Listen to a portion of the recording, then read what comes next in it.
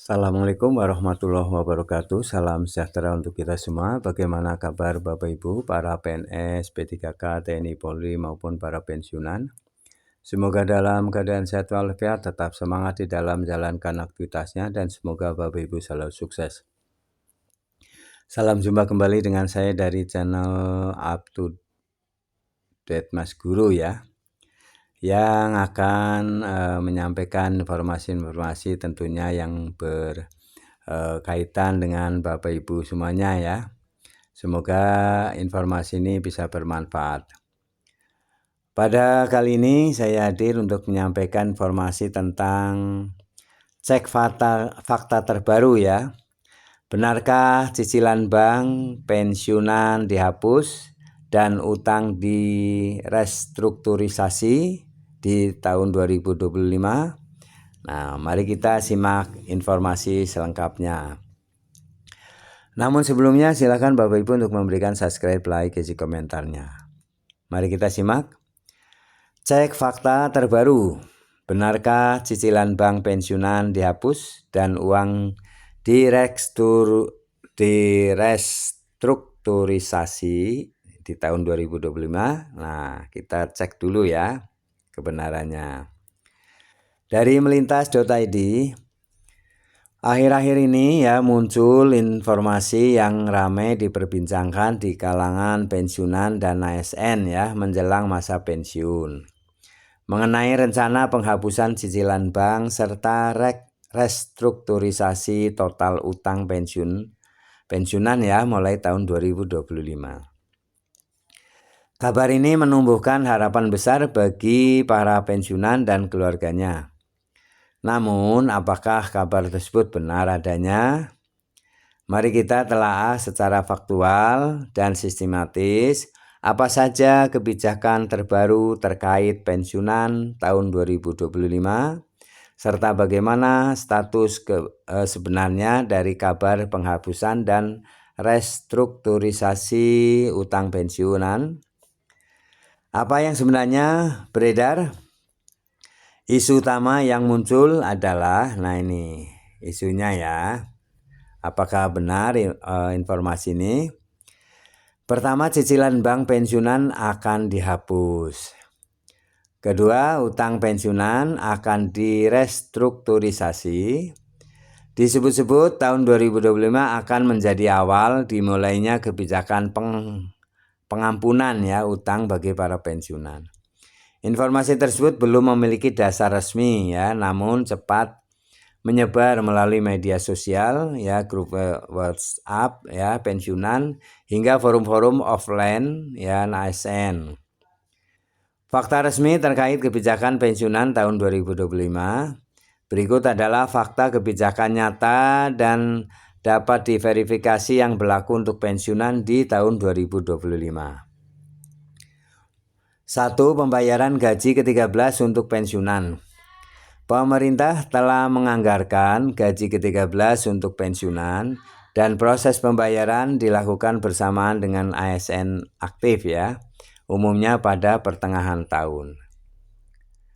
Ini merupakan bagian dari kebijakan rutin ya sebagai bentuk apresiasi terhadap pengabdian PNS. 2. Penyesuaian gaji pensiunan 2 kali ya, 2 kali lipat nih.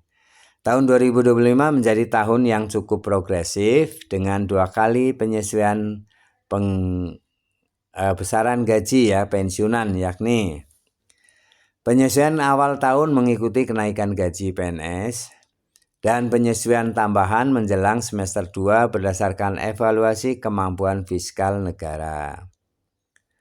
3. Wacana skema fully funded untuk pensiunan.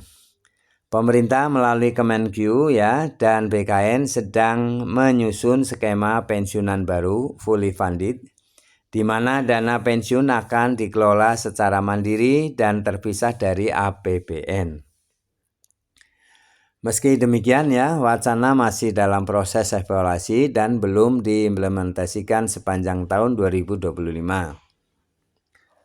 Benarkah cicilan bank dihapus? Ini faktanya tidak benar ya. Hingga pertengahan Juni 2025 belum ada keputusan resmi dari pemerintah ataupun lembaga keuangan mengenai penghapusan cicilan kredit untuk pensiunan. Tidak ada pengumuman resmi dari PT Taspen, BKN, dan Kementerian Keuangan. Penghapusan utang akan menyalahi prinsip hukum perbankan dan perjanjian kredit yang sah secara hukum. Jadi, pensiunan tetap wajib melunasi cicilan kredit sesuai dengan ketentuan yang tertuang dalam perjanjian awal. Bagaimana dengan restrukturisasi utang pensiunan? Tidak seperti penghapusan utang, opsi restrukturisasi pinjaman bagi pensiunan masih terbuka, terutama bila memenuhi persyaratan tertentu ya, misalnya kesulitan pembayaran akibat masalah kesehatan, penurunan penghasilan drastis, keadaan kahar ya, force majeure ya. Sejumlah bank yang bekerjasama dengan PT Taspen serta bank khusus pensiunan memang menawarkan fasilitas restrukturisasi kredit, antara lain perpanjangan tenor cicilan, penurunan bunga, penjadwalan ulang pembayaran ya. Nah, itu restrukturisasi.